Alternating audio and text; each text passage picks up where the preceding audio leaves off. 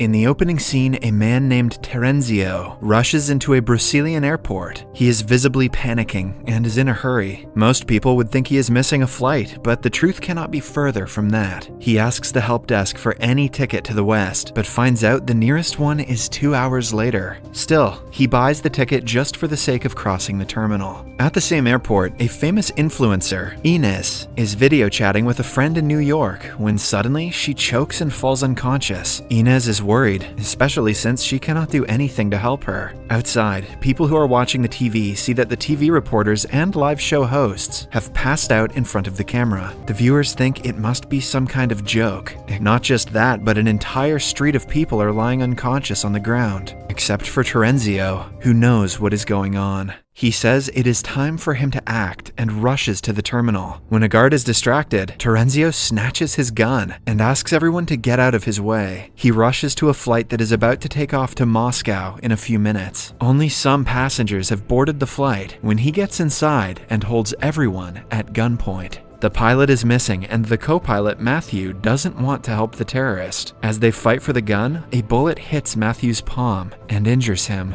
Outside, the passengers panic, and the flight attendant Gabrielle tries to keep them calm. Terenzio comes out of the cockpit, asking if there is a pilot on board. A woman named Sylvie gets up, although she is only a retired helicopter pilot. Under Terenzio's order, she and Matthew take off with all other passengers. The avionics are broken because of the bullet, and as a result, no one from the plane can contact anyone outside. When the plane is airborne, Sylvie and Matthew try their best to reason with Terenzio, but the man remains adamant. He says that he is an officer assigned to NATO and knows something that they don't. Upon being urged, he reveals that the rays of the sun have become deadly. Starting the next day, the sunrise is going to kill everyone, even those who stay indoors. This has already started in eastern countries like Japan and Korea, and the plane will be the next target if the sunrise catches up with them. Terenzio also acknowledges that he might seem like an idiot, but claims that he is not.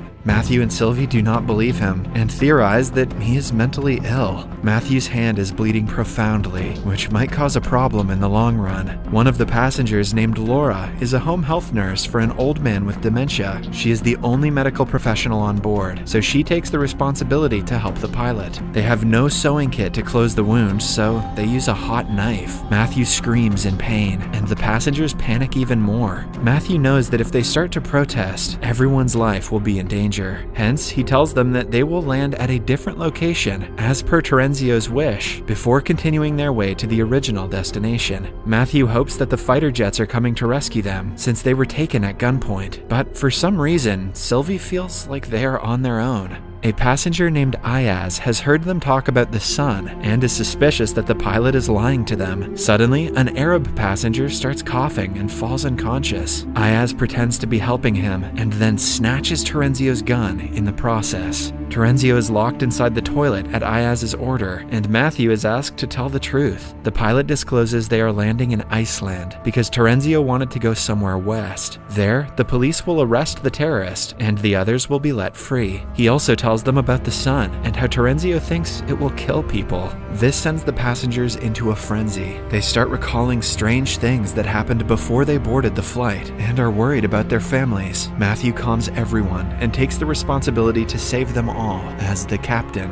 A while later, he tries to land in an airport in Iceland, but gets no signal from traffic control. When they can see the ground close up, they notice several airplanes have crashed into each other, and people are running around. They finally register that Terenzio was telling the truth, but since the runway is blocked, they cannot land. The plane only has enough fuel to fly a bit west to Scotland. Hence, the captain decides to do so and hope for the best. He brings Terenzio out of the toilet so the man can tell everyone what is going on. He discloses that he found out about the sun by eavesdropping on his senior's conversation. He doesn't know why it is happening or if it will stop anytime soon. All he knows is that if they want to survive, they will have to fly away from the sunrise. Meanwhile, the Arab man who passed out earlier is still on the floor. He has a hard time breathing and is about to go into cardiac arrest. With his last breaths, he says that he swallowed diamonds. The nurse Laura tries her best to pull the diamonds from his ass. I mean to save him. but her attempts go in vain. At the same time, they go through an emergency landing in Scotland, where Matthew stops the plane seconds away from hitting a wall. They go outside and their phones start chiming with notifications from their loved ones. Half of the world has died, and the other half is waiting for their death. The internet is filled with news about deadly sunlight.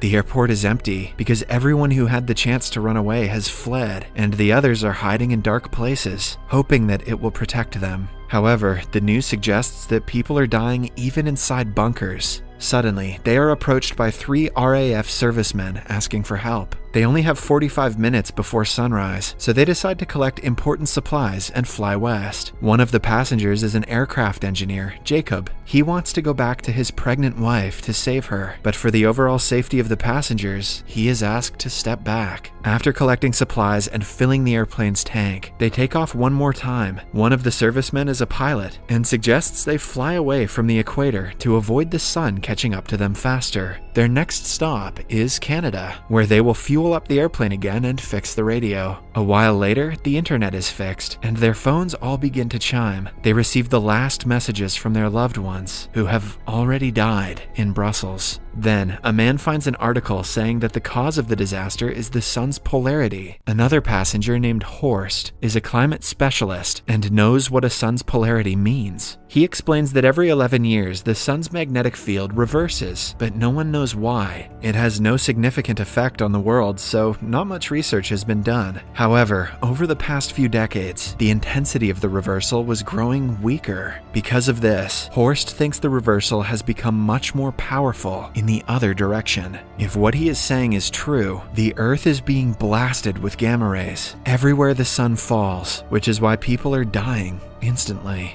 They have no way to prove the theory because the scientists who published the article are also probably all dead. Right then, Ayaz finds out a news report saying that the RAF servicemen they picked up are actually terrorists from Afghanistan. They were arrested and were being brought back to their country at the airport. Outside, one of them gets into an argument and pushes the old man who has dementia. It causes his death and gains the terrorist the passenger's disapproval. Sylvie tells Matthew about the news report, and the two decide to abandon the terrorists when they land in Canada. A few minutes later, they land and have 2 hours before sunrise. Several victims of the sunlight lie around in the city. The terrorists are asked to look for repair radio parts in the nearest shop. They agree, but insist on taking Gabrielle and Jacob with them. The problem is that Jacob knows about the plan, but not Gabrielle. Hence, when they are in the shop and Jacob locks the terrorists in a room, Gabrielle refuses to come with him. Jacob doesn't waste any time trying to convince her. In the end, he makes it to the airport while being followed by the terrorists, but Gabrielle is left back in the city. The airplane takes off without her. The terrorists follow it and are able to hit a window with a bullet. Fortunately for the passengers, it only creates a crack, so if they maintain a level altitude, it will not break. A terminally ill kid named Dominic is also on the flight. Ayaz tries to chat with him, but his overprotective mother Zara asks the man to go away. Suddenly, they get a radio signal from someone in Hawaii. The conversation is cut short, but they assume that some survivors are staying in an underwater bunker, which is why they are alive. Matthew wants to leave for Hawaii as soon as possible, but Sylvie thinks going there because of an unclear message would be stupid.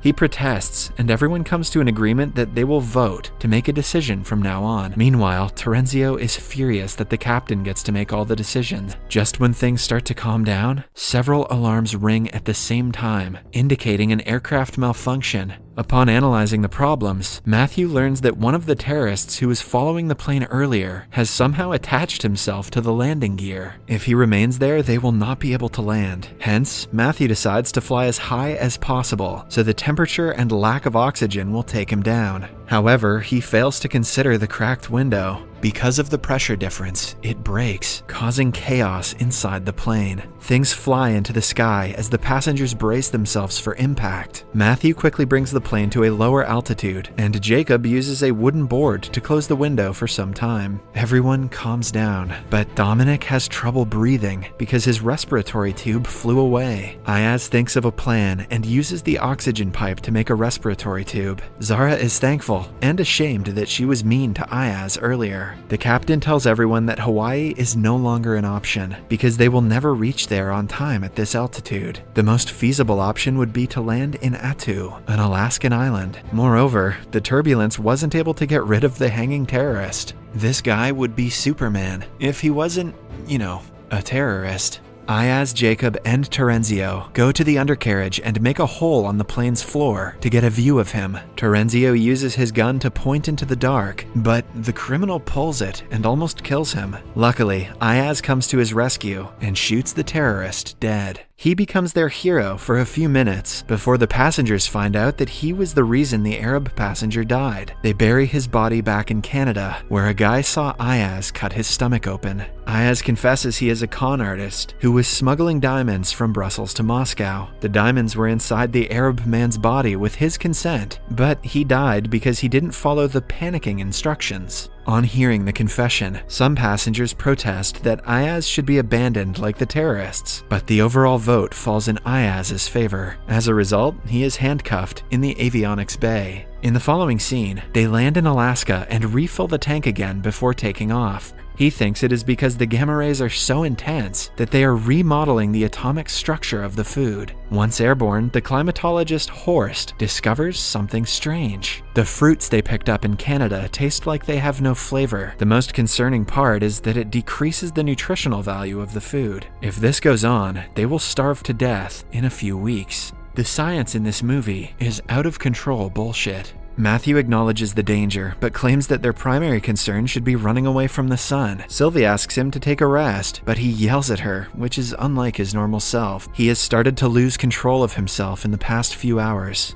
The passengers decide to force him to rest and bring him outside the cockpit. Although annoyed, Matthew promises to sleep for the next few hours. A while later, they pick another signal on the radio and hear two parties talking, but the group only hears them say Stara 17. They soon figure out that the person talking on the phone is a cosmonaut in space. They are shocked that someone like that is alive, but this also means he is talking to the control room, which is on the Earth. With renewed hope for survival, they decide to go to NATO headquarters in Brussels, where it all began. At this rate, they will have 4 hours after they land in Brussels until the sun comes out. Hence, they might find some information about the secret bunker in the headquarters with Terenzio's help. Outside, Laura finds Matthew unconscious in the toilet. It turns out that the injury on his palm has been infected and caused blood poisoning. This is why he had been acting the way he did earlier. To solve the problem, they have to amputate the infected tissue. Laura says she can do the operation in Brussels if they manage to reach a hospital. However, without Matthew, Sylvie cannot land the plane on her own. The passengers beg her since she is the closest thing to a pilot they have, but she knows that she can only land a helicopter. Horst makes her understand that if she doesn't take initiative, everyone is going to die. Following that, Sylvia is made to watch a few videos on how to land a plane.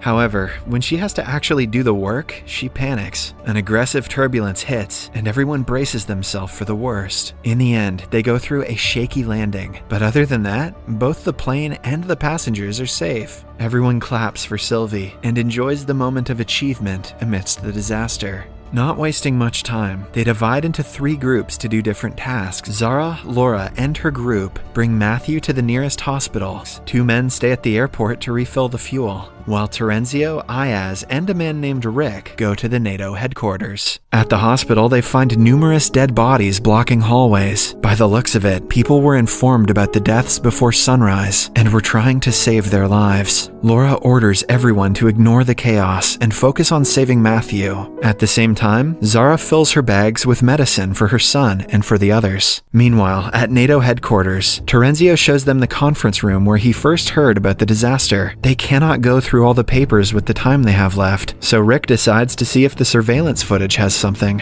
While he is away, Terenzio makes fun of Ayaz's Turkish descent, and the two get into a fight. Nothing like racism at the end of the world. He accidentally hits Ayaz, causing him to fall unconscious and bleed heavily. Somewhere else, Rick finds a recording of the officials talking about a bunker under a dam in Bulgaria. The place's name is Stara 17, the same thing they heard on the radio a few hours ago. Before he can go back to the guys, Terenzio comes to him and tells him that Ayaz has already left. Rick sees Ayaz's body lying in a pool of blood on the screen, but is too scared to speak. Half an hour before the sunrise, everyone boards the plane. Matthew is not in his best state, but feels better after the surgery. Terenzio tells everyone that Ayaz drove away before them, but they can no longer wait for him to return. With heavy hearts, they start the engines, when suddenly, a car stops in front of the plane, and Ayaz comes out. In the following scene, Terenzio is being handcuffed in the avionics bay. Sylvie tells everyone that if the Bulgaria plan doesn't work, they won't have enough fuel or time to reach another destination. When they touch down, everyone must be ready because they will only have 20 minutes to drive to the location of the bunker. Ayaz is in the toilet when suddenly he gets a seizure. It lasts only for a few seconds and he thinks it is because he has lost too much blood. However, he refrains from telling the others. When he comes outside, he is asked what he wants to do with Terenzio. Not wanting to sentence him to death, he allows the guy to come with them to the bunker.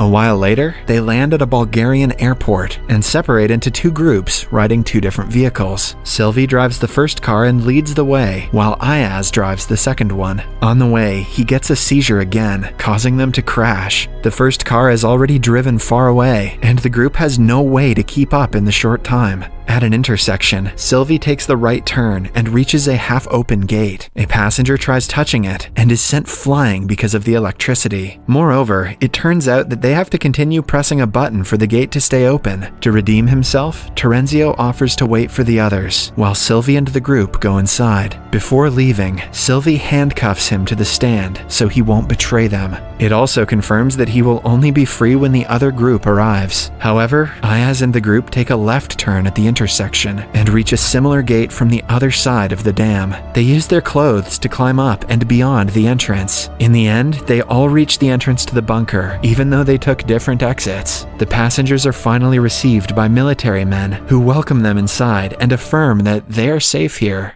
Terenzio is left alone, asking God for forgiveness. As the sun rises, he stands facing it and asks it to do its best.